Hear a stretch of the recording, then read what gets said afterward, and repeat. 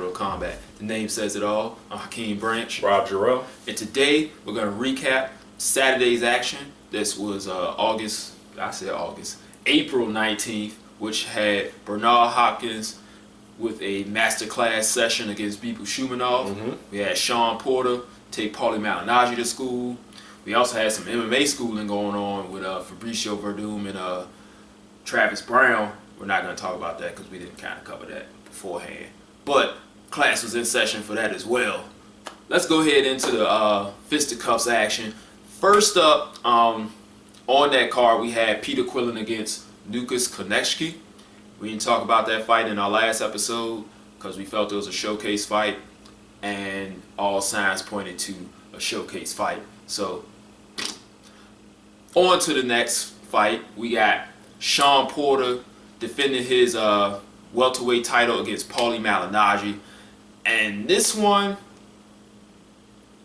did not go as we expected. Everything that we thought would happen happened. Just didn't see the end coming. Go ahead, Rob. Yeah. So, Malignaggi might have been a little long in the tooth for this one. He went up against a true young gun in Shawn Porter. And Shawn Porter, like Hakeem said, as we were talking today, does a lot of things that aren't really, that are wrong, I guess you can say. But in this fight, he did a lot of right and was very effective in his approach to Malignaggi. One of them being that he was basically a very ferocious puncher and crowded Paulie's space, not face. Well, face too, but mostly space.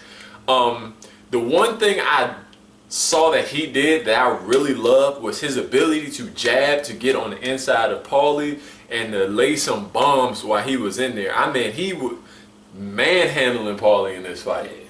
Now, we did expect for him to manhandle Paulie. That is his style. He did the same thing to Devin Alexander. Julio Diaz, not so much. We seen him do it to guys on like ESPN and Showbox, as him coming up. And honestly, when I was watching him coming up, I wasn't a big fan. I was like, this guy has a lot of technical mistakes. He's just kind of rough you up type of guy. And once he gets to the top, somebody's going to box his ears off. That hasn't happened yet. One of those reasons is, well, Julio Diaz did really well against him in the first fight. But he gets better every single fight. There were things that he was messing up in the Julio Diaz fight that in the next time he fought him, he wasn't doing anymore. In the Devin Alexander fight, that was kind of like a real good style clash where he basically did the same thing Tim Bradley did to Alexander. And Alexander's another one of those guys who really hasn't progressed as he's gotten into the elite rankings. So the same things that bothered him 2 years ago in the Bradley fight, well, at that time it was 2 years ago, still was bothering him in the Shawn Porter fight. With Shawn Porter, he got much better from the Alexander fight to the Malignaggi fight. Now, what were those things that we were talking about that Rob said that he is doing very well? Like he said, he used that jab. He used to just kind of rush in on people and just kind of throw power shots. Now, he's coming in with a jab. And one thing about Shawn Porter, we talked about his size and his strength in our last video. You can go back and check that out.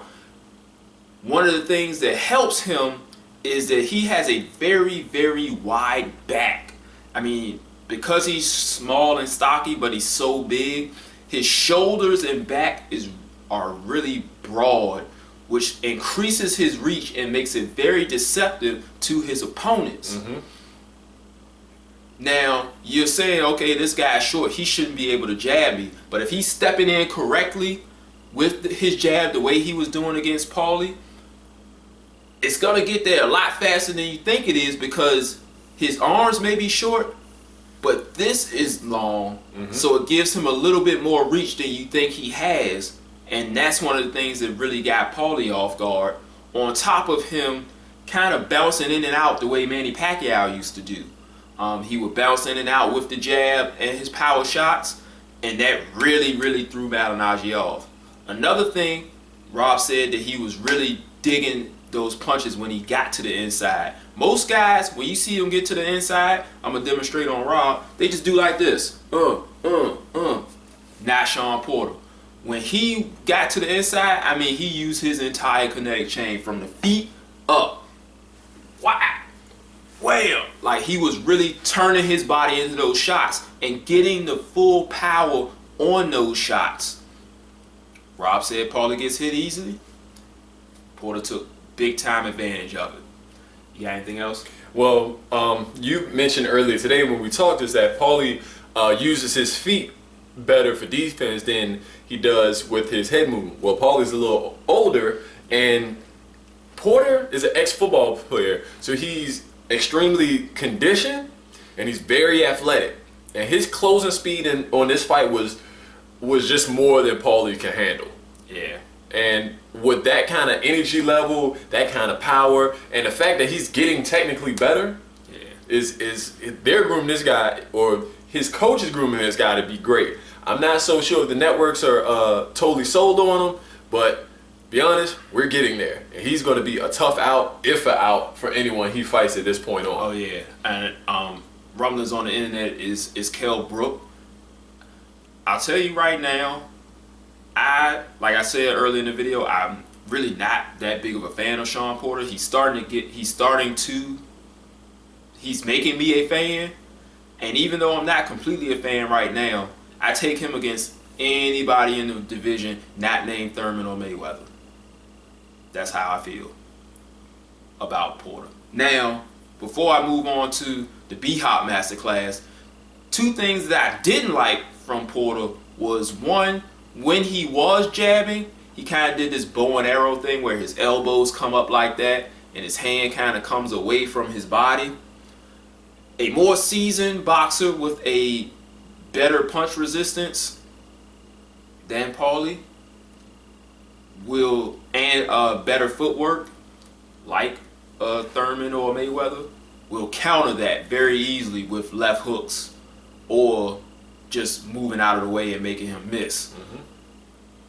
Another thing was he kept hitting Paulie with like lead left hooks, and he was kind of leaping forward, lunging forward instead of coming forward with his feet under him. If you see Roy Jones, Floyd Mayweather Jr., Andre Ward, those are the most notable guys who throw lead left hooks that I can think of off the top of my head that do it the correct way. They come with their feet under them the entire time. They still twist into it, and Mayweather even knocked Marquez down with that very shot. But you see he still springs forward, but his feet are still under him just in case he misses or gets blocked.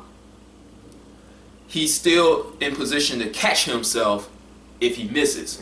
Now, when Porter was coming in, he would come in like that, and his feet are back here, and his torso is up here.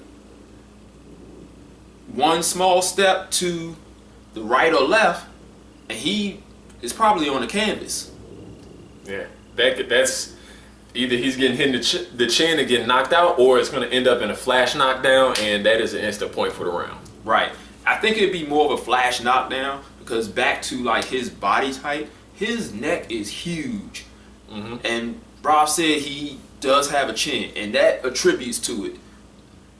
He could probably take a very good punch, so it'd probably just be a flash knockdown. He's caught off balance, he's hit, he's gonna go down.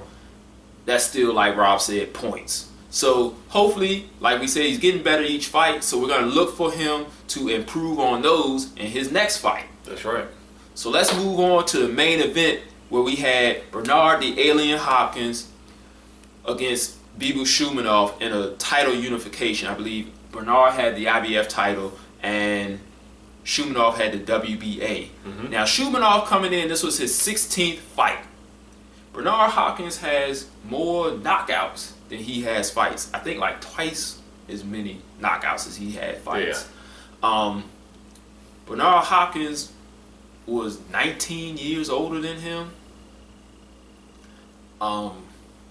I mean, he'd been a pro since the 80s. I think Shumenov might have been like 3 or 4. We're about the same, He was 5. We're the same age. Shumenov and I are the same age. Now, the amount of experience alone made this an uphill battle, which we mentioned in our pre-fight video. That's right. This fight pretty much went the way that we called it in our pre-fight video. So check that out to see what we said. But a lot of notable things in this one. Shumenov did not have a trainer. He does not have a trainer. Never noticed that before. They mentioned it during the walkouts. He's tried other trainers before. It didn't work out. He prefers to work by himself.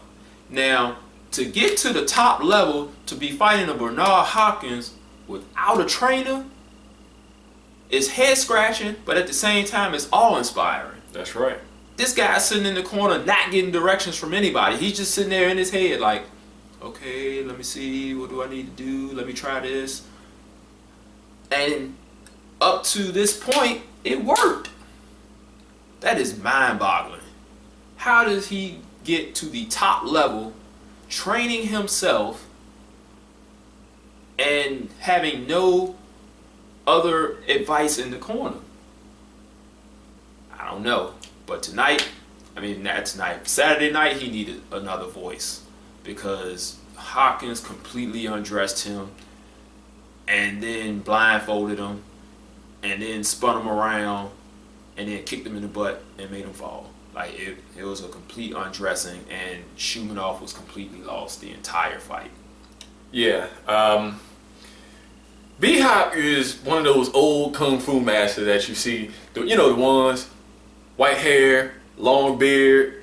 You throw a punch, he catches with 2 fingers, and it's a wrap. That is B-Hop. I just want him to grow a white beard so he can look at people just do this. Or do the pie man. But I digress. The dude, he said it at his post-fight interview. It's a science and it's an art. That's right. So, and he said you just have to give respect to that, and you got to know your opponent. Words of wisdom for any fighter out there. Yeah. Now, before this fight happened, I went back and watched his Beibut Shumenov's fight with Tomas Kovacs. And what I noticed is that one, Beibut Shumenov gets hit with, he can be countered with the left hook. He drops his lead jab and he shoots it from a very low position. And he tends to scream on all of his punches. Right. I thought a left hook would definitely put him down, but once I started seeing that jab go here, shoot from up and come right back down, that leaves him open for a straight right hand or even a lead right hand, which we all know Bernard Hopkins being a counterpuncher and probably has the best lead right hand in the business. I wouldn't go that far. It's up there though. It's up there. Well, the way he delivers it, the way he can shift his body to left, and this is staying on a straight line. Yeah. So that was just the money punch all night. He was hurt by Shumenov was hurt by a left, but that right was, after the 3rd round, it almost like it couldn't miss, and he ended up knocking him down in the 10th, the 11th, yeah, in the 11th round with it. And I mean, what can I say? I mean, Shumenov looked like he was very tentative throughout the fight with B-Hop because he knows B-Hop's a wily veteran. He knows he's a masterful boxer. And I think he was just too tentative to try to go on that volume attack that we're so used to seeing from him. But unfortunately, when he tried that, he got countered with a left. I mean, they're right. Yeah. So, I mean, what can we say? I mean, he's going to go back, work on the drawing board, hopefully possibly get a second set of eyes in his training camp and maybe shore up some technical deficiencies. Yeah. Shumenov will be back.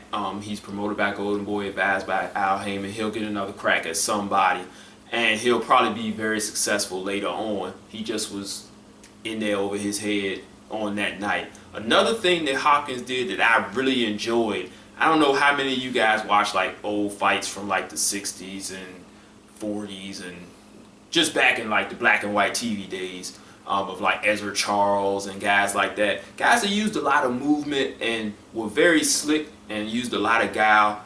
Bernard Hopkins is a throwback to that time. I mean, they talk about it all the time, but those are the guys that he is studying when he is watching film. You notice a lot of times he would look out of position to punch, and he just turn around and punch Shumenov in the face. I mean, he'd be completely turned his back this way, and then next thing you know, bam, he's hitting him in the face. That's a very old school tactic that he's the only one using that right now. I don't know why a lot of people aren't. Well, he might be old enough to do it. Imagine a young guy doing that. That's right. I mean, somebody whose reflexes are at their peak. I mean, they could really mess somebody up. And it really confused Shumenov. I think it was like the third round. Hopkins threw a combination, missed the left hook, and just turned his back and walked and looked at him. And Shumenov hit him in the back of in his back. And Shumenov stops and is like, oh, why is he turning his back? Bernard Hopkins turned around and hit him. It was a legal shot. And Shumenov was protect like, yourself. oh my God, I can't believe you did that. And B-Hop was like, so, I'm going to hit you again. Pow, hits him again. And he did it multiple times in the fight. He would constantly turn to the side and then fire the right hand while he was walking to his right. And most people aren't looking for that. He was doing the same thing to Kelly Pavlik. I don't know why these guys aren't like studying the film. What happens when they get in the ring with him? Like, his mind game is on point. He is the best at that in the game. At throwing people off of their game. We said the Shumenov was a volume puncher. He didn't throw in volume. Like Tavares Cloud was a volume puncher. Didn't throw in volume against him. It just, I don't know what happens. Chad Dawson was like the only guy who was like, you know what? I'm going to go in there and I'm going to do what I got to do. And I haven't seen an aesthetically pleasing Bernard Hopkins fight in a very long time. Maybe against Carl Murak. I remembered it that time. That's right. Because of his style. And when you watch a Bernard Hopkins fight, you're not watching it be like, yeah, get your popcorn ready. You're looking for those subtle things that we just mentioned. This is the sweet science at its highest form. Just like when you watch a Mayweather fight. We'll talk about that later, because, you know, that's another video. Or Andre Ward or someone like that. Mikey Garcia, Juan Manuel Marquez. The list goes on.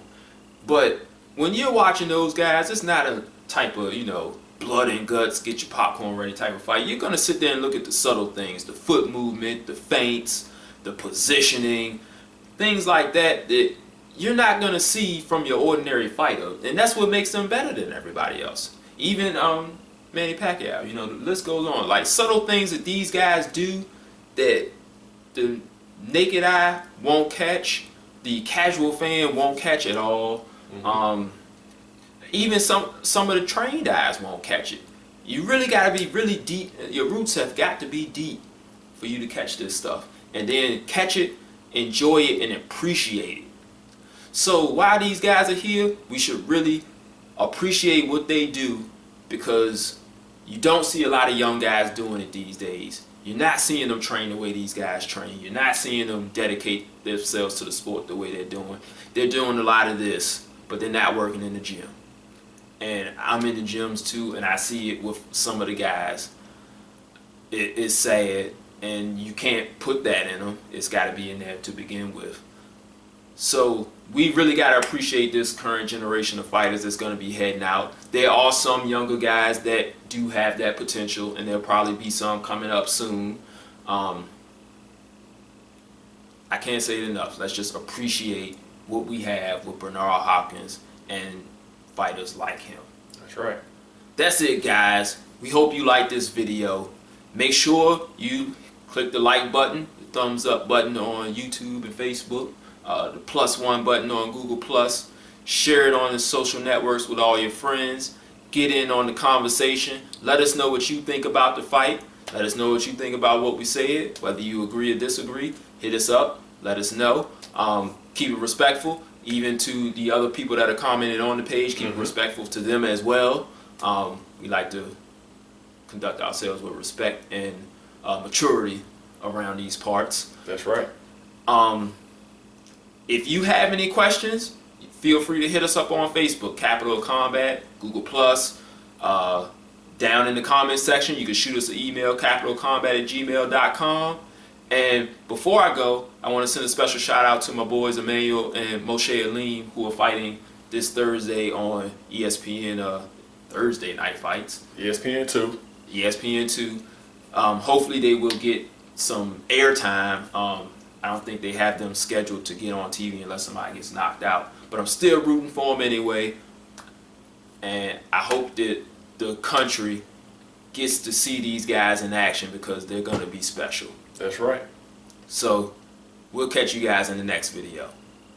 Peace. This is round one and you've already lost. They don't seem to see that everything we've done is coming and cost. My fists are on fire, I perform till I perspire. My demons are in a rage, keep thinking that it's a game. I kick rhyme, hurricane, I told them I don't play, I'm liquid. Black Street Fighter.